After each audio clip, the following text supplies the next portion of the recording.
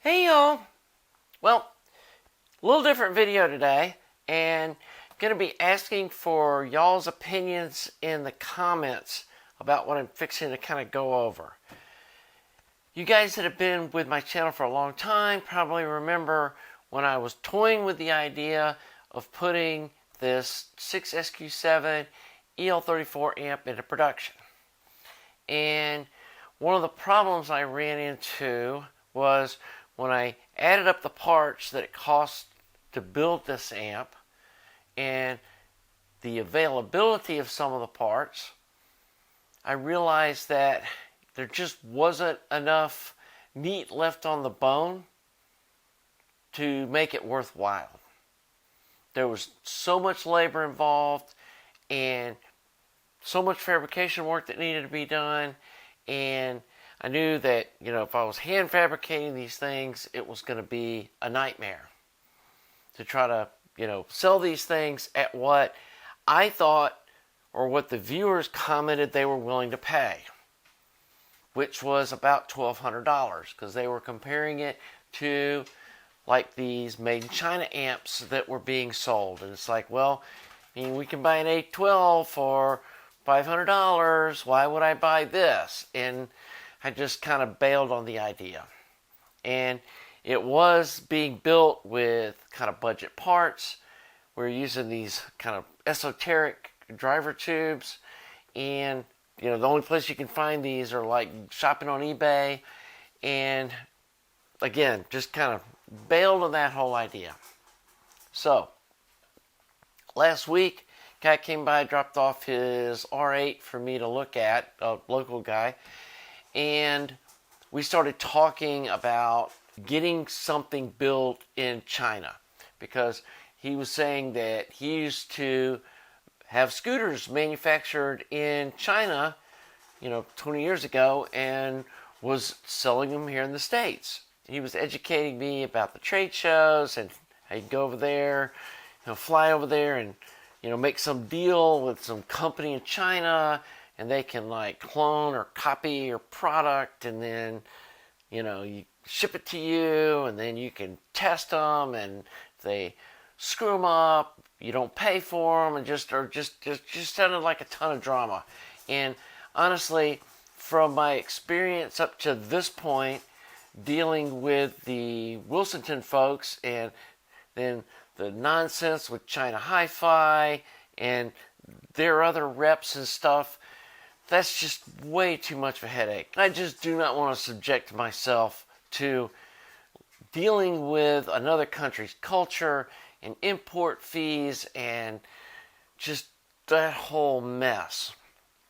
And so when I saw the little Deckware amp that was built here in the US, and it looks like it's built off a steel Hammond chassis, and it's built in the US, which people seem to appreciate, and it's selling for the same price point using EL34 tubes and little tiny output transformers for the same price that people were saying this amp should sell for. And then it got me to thinking, it's like, that's just a bunch of people trying to take advantage of me, or trying to get me to produce something at below market rate so they can get a great deal on it. And I'm learning more about this industry the longer I've been in this, and I've started making relationships with people like Thermionic Labs and George Lentz, the guy that does the ISO Tango transformers, and obviously I'm building up kind of a brand with this channel that I think I want to revisit the possibility of building something and go at it in a different route.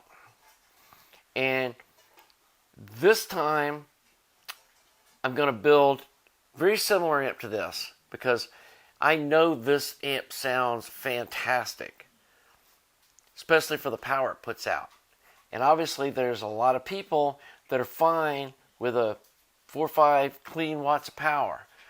And after seeing the distortion numbers that that Deckware amp has, and people are loving all over that, they're going to go crazy when they hear this. And so, just trying to think of the best way to do this, and few things that are high priority. One is the tubes have to be easily available, and they should be fairly inexpensive. And so, JJ EL34Ls sound fantastic. And the reason all these tubes are sitting here, these are all the tubes that I've rolled into this amp to see what they sound like. Gold Lion KT77s. Here's some 6 CA7s from the tube store. Some 6 CA7 big bottle electro harmonics. Here's some 6 CA7-T Shuggy tubes. And then here are some KT66-Zs. And honestly, guys, these JJ EL34Ls sound better than any of these other tubes. And they're cheap. And they're easy to get. These in LA. These in LA. These are expensive, and they don't sound as good as these EL34Ls do. So I know I can use these for the output tubes. Okay, we got the problem with the 6SQ7s being like no longer in production, haven't been made in decades, weird oddball tubes. 12AX7 is the same as these two tubes. So one of these equals two of these. Doesn't have the microphonics that these end up having, or many of these have. And I learned from the MuseShare that these Gold Lion 12AX7 tubes sound really good. And while they're not dirt cheap, they're not crazy expensive. There's two versions. There's a kind of the inexpensive, I think made in China version. And then there's the higher end version, which is what we'll be using. Rectifier tube. This ended up using a 5E4 because or a 5V4, I think that's what this is, because this output transformer, this laydown style, was a little too high voltage and I needed to bleed off some voltage. If I use the right power transformer, just a Gold Lion 5AR4 will work great. Know they're reliable, good solid tube, and so for the tube complement, 5AR4, 2 JJ EL34Ls, and a 12AX7 Gold Lion. As far as the power transformer and the choke, for the prototype I'm going to use, I think it's a 273BX that's a stand-up type, and then use the same 5 Henry 200 milliamp Hammond choke. But I've got an email into Thermionic Labs about getting them to manufacture some laydown style power transformers like this to my specs, and then make a stand-up choke like this with end bells, and getting a price on buying like 10 amplifiers worth of that iron. So the next point is going to use these pre-powder coated Hammond chassis. They're reasonably priced. They're super durable. You can get a bottom plate for them. I've actually got one, fresh one under here that I'm going to build the prototype with. Got the iron ordered so I can start working on this soon. First prototype, I'm going to use a pair of Edcore 15 watt output transformers that are identical to the ones in this amp, so I can make sure that this 12AX7 sounds the same as these 6SQ7s and get the voltages and everything dialed in. When I look at the data sheets, there's no reason it shouldn't. These are super linear tubes and they're really popular. So, I mean, I think that's a win.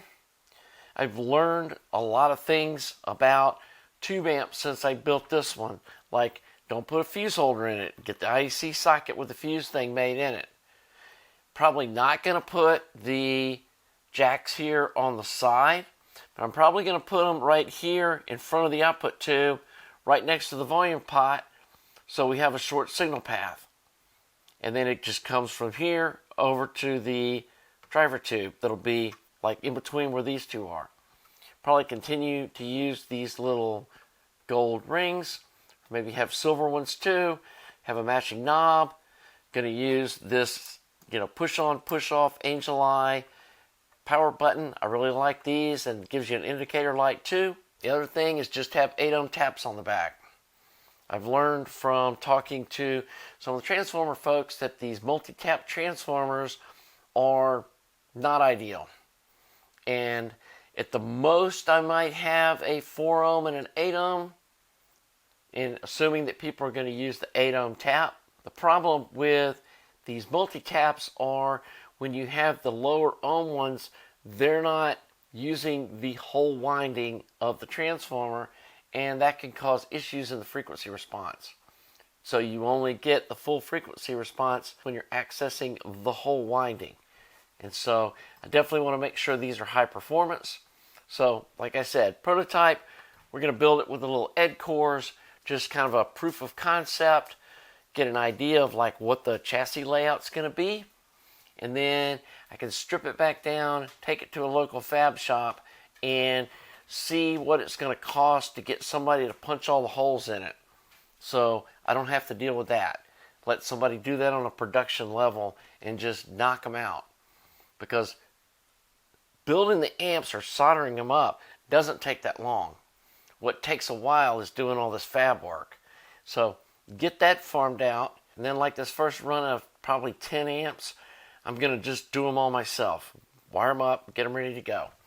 And then burn them in, listen to them, and then have these amps being sold as they've been tested, they've been listened to, they've been run on a scope and everything before they're shipped out. So you're getting a tested unit that's been burned in for at least a couple of hours, and any kind of bugs will have been worked out before they're shipped. I know this is a reliable circuit. I've been running this amp now for a long time. I've sold one of these to a good friend of mine. He uses it regularly, loves it, and hasn't had any issues with it. And I feel like it's as solid as my EL34 phono stages that I've sold probably a dozen of those by now. And so, never had any problem. Also think selling them with the tubes, I don't have to worry about, somebody putting the wrong tubes in it or saying, hey, I put these tubes in it and it sounds bad. It's like, it's going to come with tubes that are going to sound good. So the last point, and trying to decide on the output transformers. And I don't think I'm going to sell these with ED cores. I don't want to be targeting kind of that price point of the market. I'm getting a quote for Thermionic Labs for how much a pair of theirs are going to be, which are definitely, a big upscale to me from these ED cores from my experience with that KT120 single-ended monoblock amp. They sounded fantastic. And so, gonna get a quote from them, but I also think I want to have a version that has ISO Tango iron, at least the output transformers, because I don't think anybody's doing that. And try to hit that kind of market that isn't, a step above DIY or being even in close competition with these order off Amazon China amps. I don't think there's any room there to be in that market when you're talking about people that are paying probably slave wages to the people assembling the amps. Definitely a lot lower price labor-wise than what Made in USA. And I think people are learning to value the quality that things made in the U.S. are turning out to have. I also think this country's on the verge of a manufacturing renaissance where we start making things in this country again. And we should be proud of that. And we should be willing to pay a reasonable price for somebody to be able to make a living manufacturing stuff in this country cost and not expect Walmart prices for everything and expect them to be high quality. Also, They're all going to have like audio note caps on the cathode bypass. They're going to have Mundorf coupling caps. They're going to have Nikon caps in the power supply.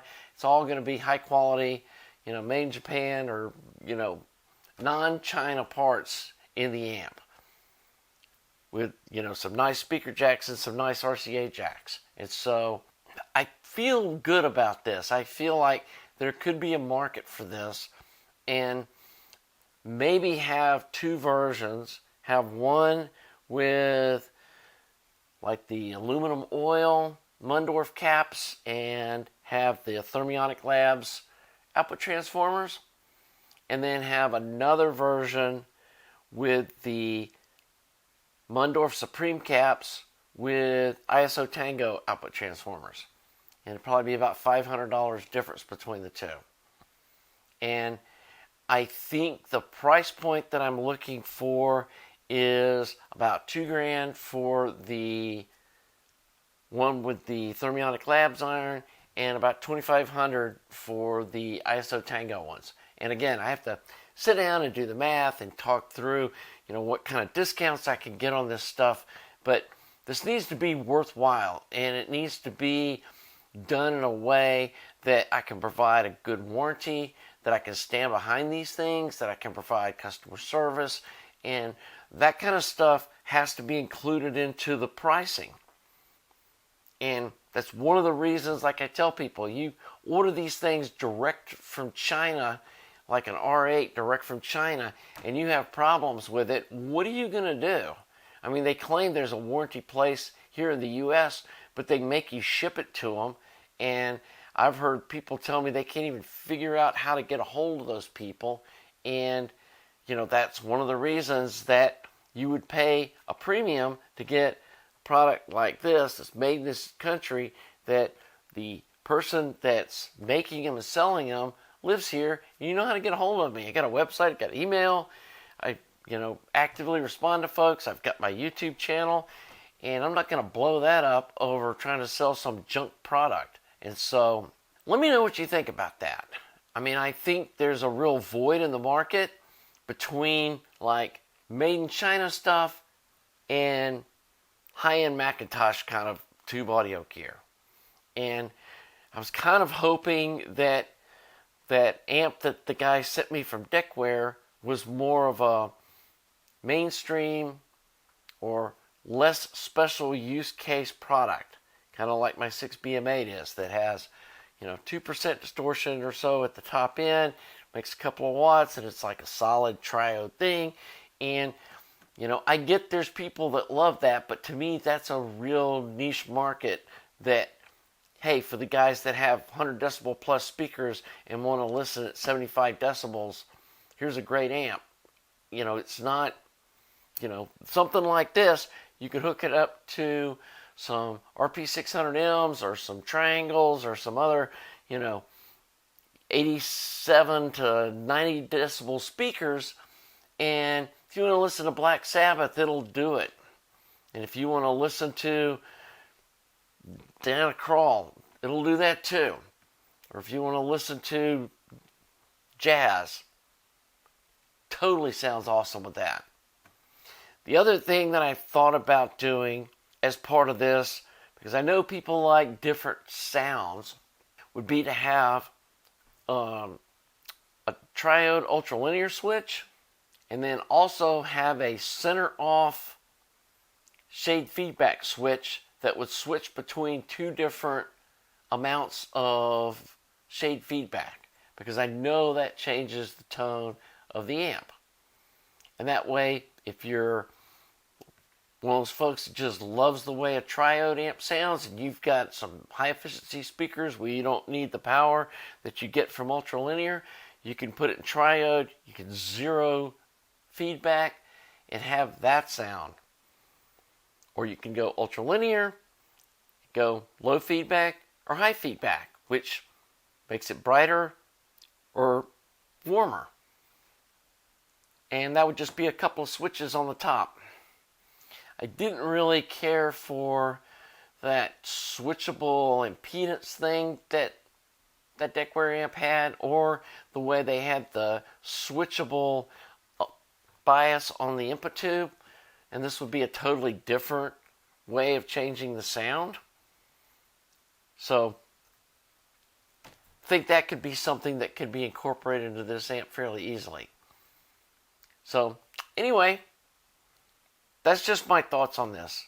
And I've run this by my partner, and they think it's a good idea, and maybe it's just time for me to get off the pot and do something. I know a lot of people have been emailing me over the last year. I've probably got 25 to 30 emails of people asking to buy my gear and will you build me this and all that. And up till now, I've been saying no because I know it would end up just being a huge time sink. But if I can figure out a way to get the time-consuming parts of this done, I think I can make it make sense. And I think, too, though, I need to not underprice this to the point where it's not worth it to me and I just get burnt out and just stop. And let me know in the comments. I know there's some people that, they want to be able to buy this amp that I'm talking about for the same price as a Rysong A12. And that's all they're willing to pay. And, for those folks, I am going to release the full schematics. I'm going to show build videos of building the production amp. Probably going to even go to the fab shop and let y'all meet the guys that are doing the fab work and, all of that stuff so you can see the whole process and you can do it yourself. So there is that. So anyway, hope you enjoyed this video. If you did, please subscribe to the channel. Please like the video. Thanks to all you Patreon folks for showing me your love. Also, folks making donations to the channel. That helps a lot. It helps me realize that, hey, I may be doing something right here. And again, thanks to you folks that have encouraged me to look at doing something like this. I mean, this would be a big change, not only in what my Skunky Designs whole thing is, but actually, I think it'll be something I would enjoy and be proud of. So, anyway, there'll be more about this in the near future. And until then, have a nice day.